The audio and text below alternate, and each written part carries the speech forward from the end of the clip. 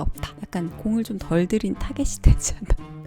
언제부터 나는 심리 치료를 받고 있었던 거지? 라는 생각이 그 사람들이 그걸 들은 거예요. 이상하다. 안녕 여러분, 카이안입니다. 요즘에 JMS 종교로 지금 넷플릭스에서 되게 화제가 되고 있잖아요. 제가 그 기사를 보다가 반응들을 좀 봤는데, 아니 저런 종교에 어떻게 빠질 수가 있지? 저 종교에 빠지는 사람들도 좀 이상한 사람 아닌가? 라는 댓글을 보고 제 예전의 과거의 경험이 떠올라가지고 이야기를 해드려야겠다. 지금 난리가 난 JMS는 아니지만 사이비 종교에 빠질 뻔했던, 진짜 실제로 거기에 갔다 오기도 했던 그런 경험이 있었거든요. 근데 저는 그게 사이비 종교인지 몰랐어요. 저는 제가 되게 이상하다고 생각하지 않는데, 그냥 저의 생각인데 진짜 재수가 없으면, 운이 없으면 누구도 당할 수 있는 일이라고 생각을 하거든요.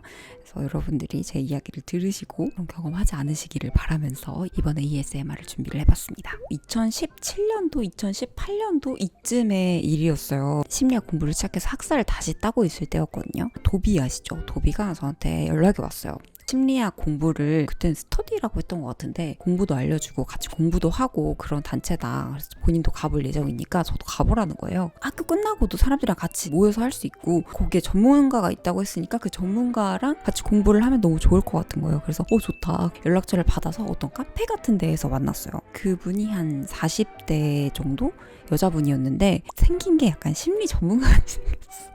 상담사분 같이 생겼어요. 그리고 너무 푸근하고 너무 따뜻하고 너무 반가워해 주시는 거예요. 거의 약간 흡사. 어떤 느낌이었냐면, 미국 갔다가 한 1년 만에 돌아왔을 때 우리 엄마의 반응, 그 정도로 너무 환대를 해주는 거예요. 너무 따뜻하게 맞아주셔가지고, 와, 여기는 되게 분위기가 좋구나, 이런 생각을 하면서 시작을 했어요. 첫 시간에는 MBTI나 애니어그램이나 뭐 그런 것들 있잖아요. 그러니까 나에 대해서 알아보는 것들, 그런 것들을 좀 처음에는 막 했던 것 같아요. 근데 지금 생각해보면은 심리학에서는 MBTI며 애니어그램이며 그걸 별로 그렇게 중요하게 생각하지 않아요. 학자들 공부하고 뭐 그런 게 위주지, 그때는 모르는 거예요. 나에 대해서 알아보고 설명해보고 하니까 재밌잖아. 가희 씨는 이런 장점이 많은 사람 같았다, 막 이렇게 얘기해주니까 또 거기에 취해가지고 너무 좋다 하면서 들은 거예요. 실제로 심리학 공부를 하긴 했어요. 제가 지금 공부하고 있는 거에 대해서 복습처럼. 근데 지금 생각해보면 그때 약간 뭔가 시대에 좀 떨어진 느낌이라고 해야 되나? 뭔가 업데이트된 그런 실험 결과를 좀 잘 알지는 못하는 부분들이 있었던 것 같아요. 그럼에도 불구하고 뭐 심리학 그런 내용도 많이 공부하고 뭐 칭찬도 해주고, 그러니까 너무 좋아가지고 거기 몇 번 나갔어요. 그리고 진짜 너무 선생님이 따뜻하게, 요즘 고민이 없냐, 제일 힘든 게 뭐냐, 뭐 요즘 관심사가 뭐냐, 뭐 이런 애인이나 물어볼 것 같은 그런 얘기들을 진짜 따뜻하게 막 물어보니까 개인적인 얘기를 하게 되더라고요. 그리고 그 선생님도 선생님 얘기를 해요. 뭐 육아를 하면서 뭐가 이런 일이 있고 이런 일이 있는데 뭐 어떻게 이겨내고 있고 뭐 이런 얘기를 하니까 이 선생님 약간 나랑 잘 맞는 것 같다, 이런 생각이 드는 거예요. 그때 선생님한테 막 상담을 했던 게, 학비가 없다. 대학원을 가야 되는데 학비가 없어서 일을 같이 할까 고민 중이다, 뭐 이런 얘기를 했었는데, 제 생각에는 제가 거기서 돈이 없다고 얘기를 해서 약간 공을 좀 덜 들인 타겟이 되지 않나 그런 생각이 이제 와서는 좀 들긴 하는데, 아무튼 뭐 그런 고민을 하고 선생님도 제 얘기 진짜 잘 들어주고 그랬었어요. 그리고 지금 와서 이때가 약간 무섭다고 생각이 드는 게, 그런 거를 물어봤어요. 가족 간에 문제는 없냐, 사이는 좋냐, 사이가 안 좋은 사람이 없냐, 뭐 이런 거를 물어보시더라고요. 근데 그때 제가 퇴사를 한 지가 얼마 안 됐을 때였는데, 저희 아빠가 퇴사하는 거를 별로 좋아하지 않으셨어요. 뭐 그렇잖아요. 사실 안정적인 직업을 나와가지고 막 갑자기 공부를 하겠다고 하니까 막 그냥 회사 다녀라 이러셨거든요. 그래서 막 그런저런 얘기를 했었는데, 너무 무섭게 되게 교묘하게 아빠에 대해서 막 되게 안 좋게 얘기를 하면서 이간질을 하려고 하는 느낌이라고 해야 되나? 근데 그때는 이간질한다 이런 생각이 드는 게 아니라, 우리 아빠한테는 이런 면도 있지, 이런 생각이 드는데, 수업을 끝나고 가면 우리 아빠한테 왜 그러는 거야? 뭐 이런 생각이, 찜찜한 느낌적인 느낌이라고 해야 되나? 그리고 누구랑 얘기를 많이 하냐, 대화를 많이 하냐, 언니랑 얘기를 많이 한다 하니까, 이런 치유 과정이나 수업하는 거는 절대 언니한테 얘기를 하면 안 된다는 거예요. 무조건 비밀리에 진행이 되어야 된다. 그래야지 치유 과정들이 효과가 있고 마지막 세션까지 딱 마무리가 비밀리에 되어야지 오염이 되지 않는다, 이렇게 말씀을 하시더라고요. 언제부터 나는 심리 치료를 받고 있었던 거지? 라는 생각이 잠시 스치긴 했지만, 거기서 듣는 거 전 다 말할 건데요, 뭐 이렇게 얘기할 수 없잖아요. 그러니까 일단 알았다고 했어요. 근데 제가 누굽니까? 가나 언니. 오늘 무슨 일이 있었냐면 MBTI며 애니어그램이며 가나 언니도 뭐 해볼래? 막 하면서 얘기를 다 했어요. 사실 제가 생각할 때는 진짜 이게 신의 한 수였던 것 같아요. 사이비 종교의 특징이 그렇다면서요. 가족들이랑 친한 친구 사이를 다 이간질을 시켜가지고 마음을 그렇게 만든다면서요. 근데 진짜 그래요. 서운했던 그런 감정들이나 이런 거를 수면 위로 올라오게 하고 묘하게 이간질을 진짜 시켜요. 그래서 뭔가 마음이 좋지 않아. 그리고 언니한테도 만약에 말을 하지 않았으면 계속 비밀이 쌓일 거고 그 묘한 틈들이 생기면 친한 관계가 갈라지는 거잖아요. 그걸 노린 거지. 그 사람들이 그걸 노린 거예요. 그렇지만 전 그걸 따르지 않았기 때문에 그런데 끌려가지 않았지만 제 생각인데 사람이 그런 때가 있잖아요. 뭔가 누구한테도 말을 털어놓을 수 없는 진짜 그런 때가 다 있는 것 같아요. 근데 만약에 제가 진짜 힘들었을 때는 그런 거를 언니한테도 털어놓을 수 없고 누구한테도 뭔가 털어놓을 수 없었는데 그 시기에 그 사람들을 만났다? 그랬으면 저도 모르죠. 되게 아찔한 생각도 조금 들기는 하더라고요. 물론 이렇게 끌려가진 않았겠지만 그래도 어느 날 수업이 끝나고 나서 이제 집에 가는데 문득 그런 생각이 드는 거예요. 이 선생님은 뭘로 밥을 먹고 살지? 왜냐면 나한테 수업비를 받는 것도 아니고 단체가 무슨 단체지? 그것도 내가 알아보지 않고 간 거야. 그냥 도비가 심리학 스터디라고 하니까 걔도 몰랐을 수도 있는 건데 친구만 믿고 뭘 알아보지도 않고 제대로 그냥 간 거예요. 가정도 있고 그런데 시간과 노력을 들여서 공짜로 나한테 이런 걸 가르쳐 주는 거지. 그게 뭔가 이득이 없으면 사실 사람들이 그렇게 움직이지 않잖아요. 만난 지 한 달 뭐 이렇게밖에 안 됐는데 나한테 이렇게 잘해주면서 이런 노력을 기울인다고? 세상에 그런 사람은 없어요. 그래서 다음 시간에 가가지고 선생님한테 물어봤어요. 선생님은 그러면은 페이나 이런 거 어떻게 받으시냐? 저는 수업을 공짜로 해주시는데 그 선생님이 하시는 말씀이 본인은 월급을 받고 있고 비영리단체라고 했나 뭐 따로 사업하는 뭐 다 부서가 있고 뭐저 얘기하길래 그렇구나. 그런 데도 있겠구나. 그러니까 난 진짜 너무 지금 생각해보면 너무 바보 같은데 보이스피싱 당하는 것처럼 그때는 그랬어요. 그래서 그 뒤로도 계속 나간 거죠. 그러다가 어느 날은 나 근데 되게 오래도 했다 그 사람들이랑. 근데 어느 날은 카페를 옮기자는 거예요. 커피 비용이 생각보다 조금 부담이 된다. 우리가 수업비도 안 받고 하니까 저렴한 곳으로 본인이 이렇게 스터디 카페 같은 데를 알아봐가지고 거기를 가서 하면 좋을 것 같다라고 말씀을 하시더라고요. 근데 저도 그게 좋을 것 같다고 생각을 했어요. 저도 좀 부담이 있었거든요. 거기로 가서 수업을 받자 해가지고 거기로 갔어요. 근데 그때쯤 돼가지고 옮길 수밖에 없었던 이유 중에 하나도 그때쯤 약간 되게 특이한 얘기들을 조금씩 했었거든요. 그러니까 심리학에서 다루지 않는 뭐 영적 인 부분?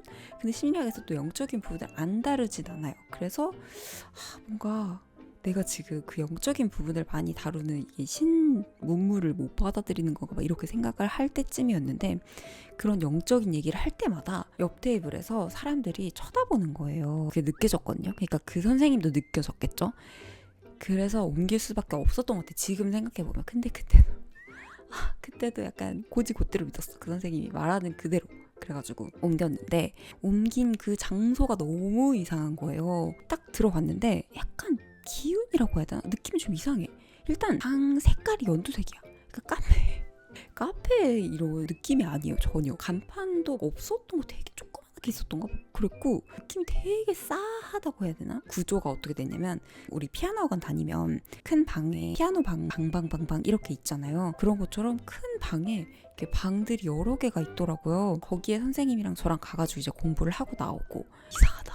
근데 뭔가 이 선생님이 잘못됐다는 생각 못하고 초반에 너무 잘해줘서 이 선생님에 대한 믿음이 생겨버린 것 같아요. 저도 모르게.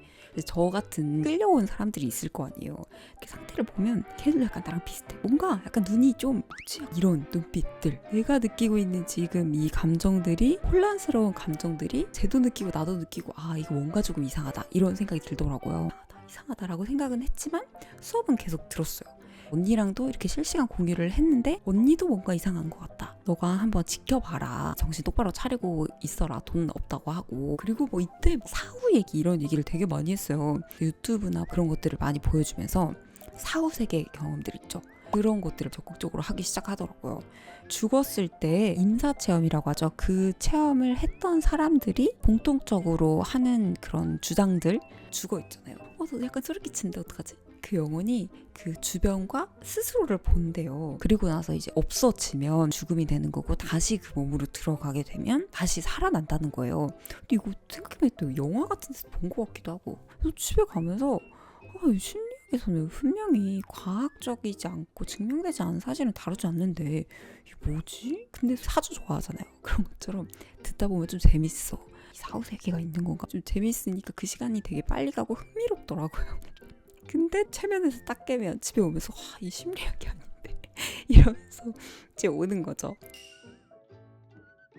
심리학에서는 영적인 부분도 있다고 했잖아요. 그러니까 종교적인 믿음을 떠나서 그 교리 안에 들어가 있는 내용들은 되게 좋은 내용들이 많으니까 그런 거를 공부를 한번 해보자 라고 말씀을 하시더라고요. 저도 거기에 대해서는 좀 동의를 해요. 뭐 불교적인 가르침이나 기독교적인 가르침이나 그런 부분은 되게 좋은 얘기들이 많다고 생각해서 오케이 그것도 한번 해볼게요 했는데 제 생각에는 약간 제가 의심의 눈초리가 보였던 것 같아요. 막 이것저것 물어보니까. 그러니까 그 선생님이 제비뽑기를 한번 해보자. 그래서 나온 종교부터 공부를 해보자 해서 기독교, 불교, 원불교, 천주교 뭐 여러 가지가 있었어요. 뽑았는데 당연히 기독교가 나오지. 신천지라고 저는 지금 생각하고 있는데 신천지니까 당연히 기독교가 나오겠죠. 그래가지고 첫날 공부를 하는데 너무 귀신과 사탄과 악의 막 이런 얘기를 하는 거예요. 그리고 약간 그 얘기를 할 때 선생님이 약간 이상해. 좀 이상하다. 이상하다. 거기에서는 더 이상 따지고 싶지 않더라고요. 선생님 상태도 좀 이상하고 제 마음속에 이건 아니다. 단단히 이상한 곳에 들어왔구나 라는 생각이 들어서 자연스럽고 천연덕스럽게 선생님 오늘도 수업 너무 감사했습니다. 안녕히 계세요 하고 나와가지고 가나 언니한테 막 이런저런 얘기를 했어. 그 사람한테 얘기를 해야겠다. 이제 더 이상 하지 않겠다고 그랬더니 가나 언니가 그 얘기를 하면 분명히 또 별별 얘기를 해가지고 한 번만 보자고 하거나 그래서 너 진짜 끌려갈 수도 있다. 싹 차단을 해버려라. 차단을 한 거죠. 답장을 보내지 않았어요. 그랬더니 그 선생님이 처음에는 왜 연락이 안 되냐 걱정된다 뭐 이런 얘기를 하다가 나중에는 퍼붓는 듯한 너무 무섭게 거의 욕만 하었지 너한테 얼마나 공을 들였는데 이런 식으로 막 너무 무섭게 보내는 거예요. 그래서 진짜 큰일 날 뻔했다. 어디 가가지고 나무작대기 맞고 있구나 그럴 수도 있겠다라는 생각이 들더라고요. 전혀 그 감을 잡지 못했던 시간이 이렇게 길었다는 게 너무 소름 끼치는 거예요. 시간이 지나고 나니까. 심지어 심리를 공부한다는 저는 그나마 운이 좋아서 제가 막 멘탈이 좀 괜찮고 뭔가 감정적으로 채워져 있을 때 저한테 잘해주는 사람들이 많았기 때문에 좀 괜찮다고 그나마 그렇게 넘어갔지.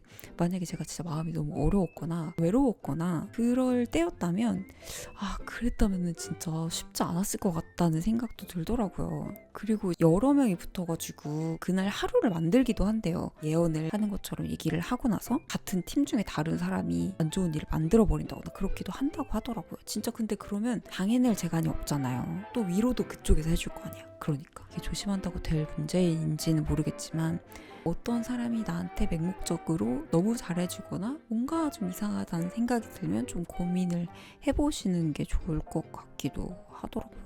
제 경험담은 여기까지고요. 여러분들도 뭔가 이상하다는 느낌이 들면 주변 사람들한테 그냥 널리 안 된다고 하고 주변 사람들한테 고립시키려고 하면 그 진짜 이상한 거거든요. 그러니까 널리 퍼뜨려서 내가 이상한 거야? 이게 이상한 거야? 하면서 얘기를 해보시고 한번 의심을 해보시기를 바랍니다. 뉴스를 보고 여러분들한테 꼭 이걸 얘기를 해드려야겠다고 해가지고 영상을 찍어봤는데요. 도움이 되셨으면 좋겠습니다. 그러면 여러분 저는 다음 영상에서 찾아올게요. 여러분 조심하세요.